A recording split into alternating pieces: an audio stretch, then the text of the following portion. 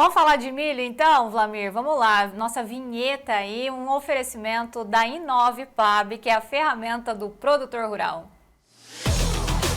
Notícias do milho. Oferecimento Inovipab, a ferramenta do produtor rural. Vlamir Brandalize, para participar dessa conversa, queria chamar João Batista Olive também, já na tela. Aí, João! Opa. João Batista Olive, que está lá em Mato Grosso, chegou, ó. Chegou. O Vlamir Brandalize estava sentindo a sua falta, nós também. E aí agora a gente quer saber das informações. O João, ele está repleto de informações de milho e é isso que ele vai trazer agora. Tá. Boa tarde, Fernanda. Boa tarde, Vlamir. Boa tarde a todos os amigos do Tempo e Dinheiro. Vlamir, é uma satisfação quando a gente viaja saber da nossa audiência. É muito bom falar com muita gente, né? E o Brasil que produz está ligado na gente com a graça de Deus. Que bom, cara. Bom, enfim, estamos aqui em Sorriso, descemos em Sinop. Para quem não sabe, né? O Nortão 63. O Vlamir conhece muito bem, Fernando também. De Sinop aqui até Sorriso, cerca de 100 quilômetros. 100 quilômetros.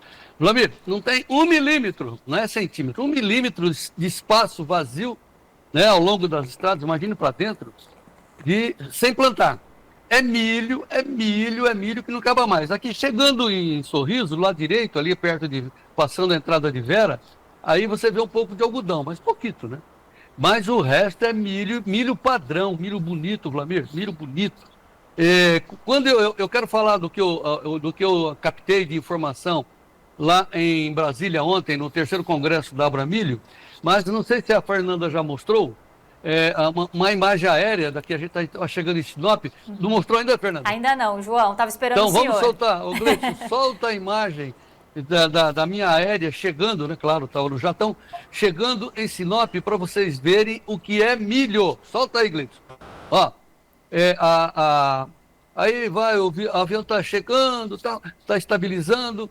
Lá para o fundo tem muito mais áreas verdes, mas tão logo a gente chega, como a câmera focalizou aí agora, nas áreas de Sinop, é essa imensidão, essa área mais verdinha aí, é milho. Muito que bem.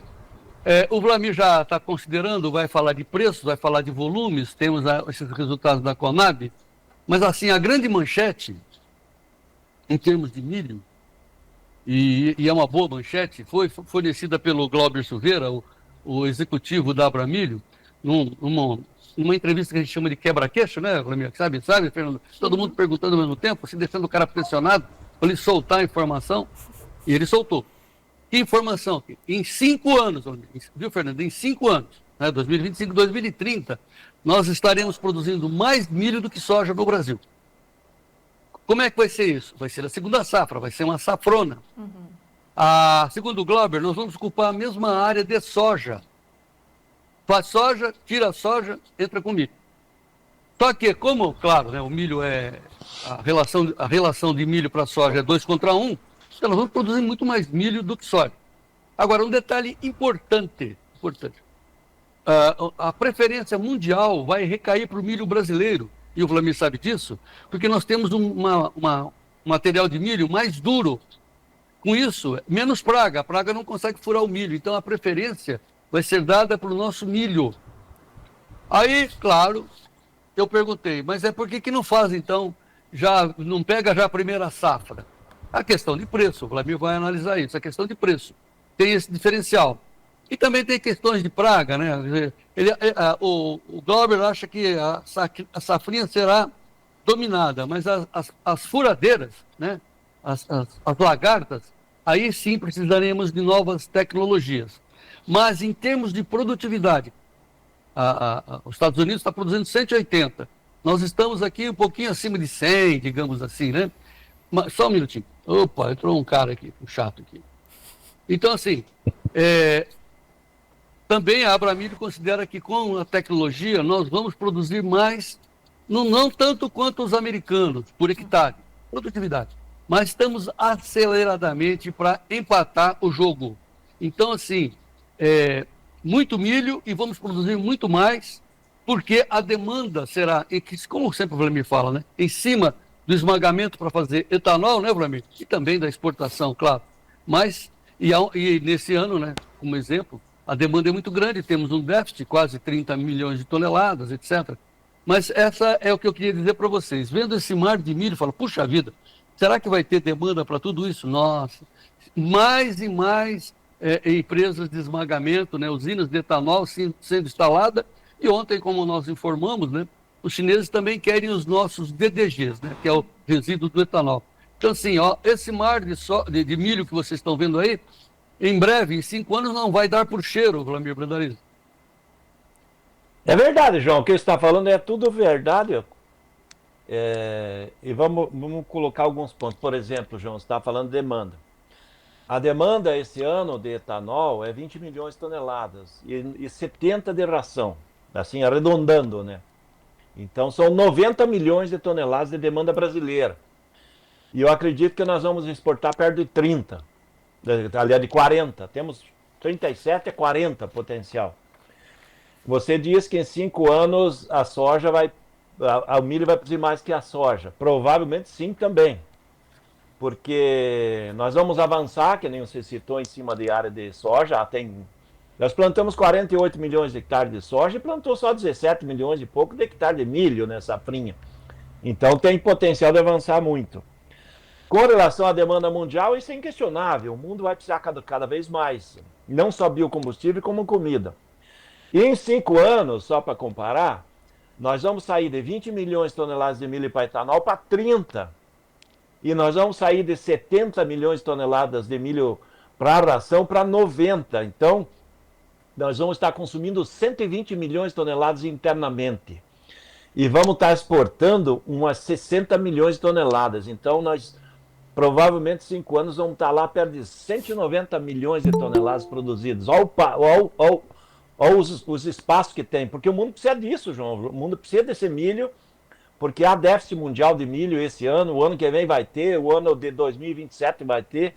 E a gente tem que correr atrás para atender, senão o povo passa fome lá fora. E o importante, viu, Fernando, e amigos do Tempo de Dia, é o que nós vimos lá, muita discussão em cima de novos materiais, muita tecnologia. A Bayer teve um cantinho de uma palestra do Dr. Fernando da Bayer, ele falando dos avanços da tecnologia, porque nós éramos um agro diminuto e em 10 anos nós demos um salto. Com base em quê? Com base nos avanços da tecnologia. Então, assim, é um contexto que fez que o agro brasileiro se transformasse no que é, né? Mandando bala, e ainda vai melhorar ainda mais. Nós temos novas tecnologias avançando, isso que nos dá esperança, né, de acreditar no nosso país, apesar das dificuldades, que todo mundo sabe, não precisamos gastar tempo com isso, mas o milho, a gente já dizia, ele é a bola da vez, ele vai ser a referência mundial do milho brasileiro, Vlamir. A questão do milho que você comentou no início, né? Por que eles preferem o nosso milho, né? O nosso milho, o grosso sempre vai ser exportado aí a partir de julho e agosto, que é o milho da safrinha. É um milho novo, né? Ele sai novo do campo, ele sai numa colheita na seca. É um milho que sai quase perfeito, né? Que sai para exportação. Ao passo que o milho americano é colhido na chuva, com umidade, tem que secar. Ele passa por silo de produtor, depois ele quebra, ele tem muito mais nível de pó no meio da carga do milho americano. E o milho brasileiro sai um milho ideal, né, para o mercado internacional. A qualidade do milho brasileiro na exportação é o melhor do mundo, por isso que nós temos um mercado crescente e nós vamos abocanhando os mercados, porque os Estados Unidos não consegue avançar para atender novos mercados, então ele vai ficar muito restrito aí a 50, 55 milhões de toneladas exportáveis, que é o potencial americano, e com o avanço talvez na demanda de milho deles para etanol, eles vão ter menos ainda para exportar.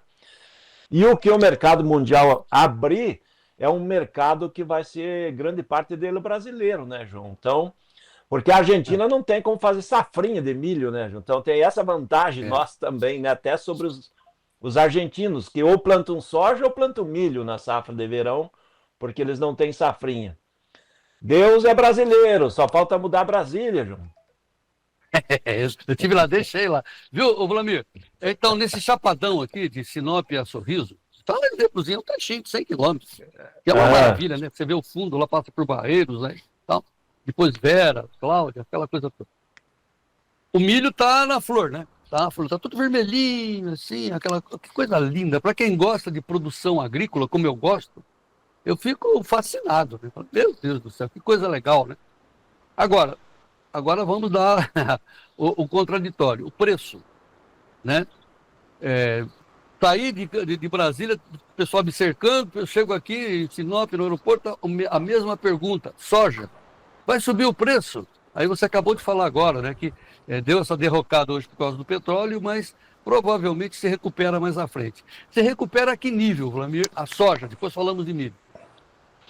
Olha, João, o nível da soja agora com a nova China, com os Estados Unidos, se não tiver nenhum gargalo aí pela frente das negociações, a China vai continuar sempre usando como fonte proteica deles principal a soja. Então, a demanda vai avançar e isso dá uma condição bem tranquila para manter 10,5, 11, 11,5 lá em Chicago. Lembrando que nas próximas semanas, principalmente quando entrar junho, a questão do clima americano vai ganhar importância. Se tiver um veranico com calor, nós vamos ver pressão positiva lá, porque o que o mercado está esperando, que até agora não veio, o acordo foi só no último domingo, né? É a volta da China, as compras, né? O relatório de hoje das exportações semanais americanas da semana passada não teve China comprando, porque o acordo aconteceu no domingo. Agora o mercado está esperando. Se a China entrar no mercado, e ela entra para comprar bastante no mercado americano, isso já começa a ser o fator de virada do mercado mostrar ganhos positivos, porque tem risco da safra americana ficar menor do que é, porque é projetada perto de 118 milhões de toneladas, já é uma safra menor que o ano passado. Tem potencial da China comprar mais a partir do momento que der fluxo, né? Porque o pessoal vai trabalhar com estoque um pouco melhor na China. Eles já temem aí esse fator guerra comercial, então a hora que tiver a liberdade dos compradores atuarem, vai girar. E aí o mercado de Chicago, a ideia é continuar trabalhando com a base, suporte 10,5, resistência nos 11, com potencial de passar. Hoje, efeito manada do petróleo, ele perdeu 10,5 aí, veio para 10,20. Mas é momentâneo, já é momentâneo porque a soja ela já está fechada a colheita brasileira, avança a colheita argentina, e não tem muita novidade para acontecer. O que tem de novidade é quando aparecer a demanda. E quando aparece demanda, dá pressão positiva na Bolsa de Chicago, né? E o milho, né? Estou vendo ali, né? Setembro 63, pode descer mais ou recupera? Lembrando sempre, né, que nós, não vou cansar de dizer isso, toda safra a gente diz isso. O Vlamir falava, estava 80, vamos pegar esse dinheiro aí, ó, o cavalinho, passou. Agora, B3, Gleidson, setembro está 63, né, na B3? 63. E aí, desce mais, Vlamir? Olha, João, a questão do milho, é que nem você mostrou as imagens, né? O relatório da Conab aí, quer ver, ó? A safra de milho, o relatório de agora de manhã, 126,9 milhões de toneladas. O mês passado era 124,7. Safra total. Sendo que a safrinha da Conab não chega a 100 milhões de toneladas, já está abaixo. E o mercado trabalha com a ideia de 105 a 110. Então a realidade da safra é perto de 130 milhões de toneladas, safra total. E com isso, nós vamos chegar a esse volume daqui uns dias, num momento que tem problema de armazenagem, tem problema de porto, tem problema de estrada, né? Lotado de caminhão aí onde que precisa. E ainda tem potencial da B3 cair um pouco mais. Andar ali perto dos 60 é possível. E esse novembro talvez perder até os 65. Depois acomoda e na sequência aí, depois do pico da colheita, terminando a colheita e o produtor entregando e vendendo o que precisa de curto prazo, aí nós começamos a reverter, porque o mercado internacional de longo prazo ele é positivo, né? Ele tem fundamento positivo. Mas no momento a pressão da safra brasileira é muito grande, né? Isso vai trazer uma pressão negativa lá na Bolsa. Mas o que a gente está vendo é que o mercado de Porto parece que parou de cair. Hoje o mercado de Chicago estava em queda de manhã e ele Porto aí já estava tentando segurar aí 65,5, 66 no curto aí, no embarque de agosto e mostrando lá os 69 no novembro. Então, ele já está começando a segurar. Então, o mercado da B3, ele vai olhar um pouco para Porto e um pouco para a demanda muito forte, aliás, para a oferta muito grande interna que vai acontecer. Depois passa em questão de umas 8 semanas, vamos dizer assim, e o mercado começa a reverter a onda de baixa. Mas ainda estamos na onda de baixa, João, ainda tem fôlego para cair um pouco mais. Sim, mas como a gente sempre recomenda olhar para frente, 6 meses à frente, e o Robson Poluto da G-Trade está conosco sempre dizendo, olha, final do ano, conforme o Vlamir está dizendo, a tendência é de alta para o milho, então o que tem que fazer? Tem que fazer agora, João, comprar uma participação de alta, uma call lá na B3, né? E pegar essa alta, né, Bruno? Tem duas posições aí, João. A questão é o seguinte, nós estamos dando informação para todo mundo, né, ao mesmo tempo. Então, para quem é de ração, o momento agora e nos próximos dias é de comprar a posição para comprar barato. E porque o mercado tem fôlego para subir. E aquele que é o produtor que vai precisar vender logo em seguida da colheita, e ele quer continuar participando, ele tem que comprar uma posição com expectativa de alta, para vender mais alto lá na virada do ano, janeiro, fevereiro. Então, para quem é do setor de confinamento, etanol, é momento de comprar a posição, porque o mercado depois vai subir. Agora ele está barato, então ele tem a opção dos dois lados, né? Ele está barato para quem é consumidor, e ele vai ficar melhor para quem é vendedor no futuro, né? Então, as duas condições. Vou pedir para o Gleidson colocar o telefone do nosso assessor de investimentos, que é ligado à G-Trade, que é ligado à Critério, ligado à XP. Temos um convênio entre nós aqui para poder facilitar a vida do produtor, para pelo menos ele ter um telefone e perguntar quanto é o prêmio, porque o diferencial é o prêmio. Quanto custa o prêmio para novembro, quanto custa o prêmio para dezembro, janeiro, lá na frente. Então tem que ligar agora. Eu estou sem condição de narrar. Tá aqui. Você liga agora ou manda uma mensagem de WhatsApp para 199-7110-8610. É o telefone do Fernando César. Ele é o nosso homem lá dentro da G-Trade e você tem condições de saber quanto custa para você tomar essa posição à frente. Não deixe o cavalinho passar, né, pessoal? Então, 199-7110-8610. Fernanda, deixa eu só dar mais uma informação. Daqui a pouco, o Sérgio Braga vai falar sobre o que vai acontecer aqui em Sorriso amanhã. Eu vim aqui por causa disso, que é o Proventus Day. Proventus é uma empresa criada aqui pelo Leandro Lodeia, em Sorriso, que é de pesquisa de novos materiais para cultivos diferenciados. Outros cultivos, né? Feijão pulse, amendoim, gergelim, enfim, outras culturas. Sorgo, por que não, né? Mas, essencialmente, amanhã é o dia de se falar de amendoim e de gergelim aqui na BR-163, aqui nesse nortão do Mato Grosso, que vai ser uma grande alternativa. Eu vou, daqui a pouco, assistir a entrevista que o Sérgio vai fazer com o Leandro Lodeia sobre esse evento sobre alternativas, né, plantios alternativos aqui em Sorriso. Proventus Day já com o Sérgio Braga. Combinado, Fernanda? Combinado. Mais do que combinado já, João. Então tá bom. Obrigado aí pela atenção, pelo espaço. Obrigado, Vlamir. Tudo bem. Não fique triste, não se zangue. Estou aqui de volta. Oh, meu Deus. É isso aí, João Batista. Amanhã nós falamos diretamente de Antônio Linto. Daqui a pouco estou indo para lá. E eu de Sorriso também. Eu de Sorriso. Fernandinha, parabéns pela condução. Obrigada. É muito legal ter você no ar, assim, com esse sorrisão maravilhoso. Obrigada. Vamos em frente, viva o Brasil. Vamos em frente, viva o Brasil. Obrigada, João Batista Olive, e obrigada, Vlamir Brandalize, amanhã com o nosso tradicional sextou e as informações do mercado do arroz e também do feijão.